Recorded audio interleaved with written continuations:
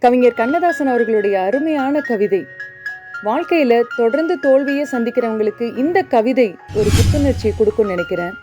பிறப்பு யாதெனின் கேட்டேன், பிறந்து பார் என இறைவன் பணித்தான். படிப்பு யாதெனின் கேட்டேன், படித்துப் பார் என இறைவன் பணித்தான். அறிவு யாதெனின் கேட்டேன், அறிந்து பார் என இறைவன் பணித்தான். அன்பு யாதெனின் கேட்டேன், அழித்துப் பார் என இறைவன் பணித்தான்.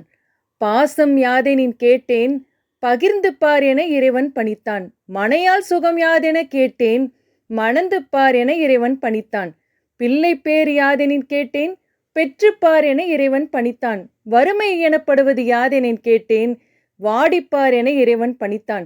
இறப்பின் பின் அது யாதெனக் கேட்டேன், இறந்து பார் என இறைவன் பணித்தான். அனுபவித்தே அறிவதுதான் வாழ்க்கை என்றால், ஆண்டவா நீ ஏன் எனக் கேட்டேன். இறைவன் சற்றே அருகில் வந்து, அனுபவம் என்பதே நான் தான் என்று அந்த கவிதையை அழகாக முடிச்சிருப்பாரு நம்முடைய கவிஞர். வாழ்க்கையில அனுபவம் கடவுளுக்கு சமம்.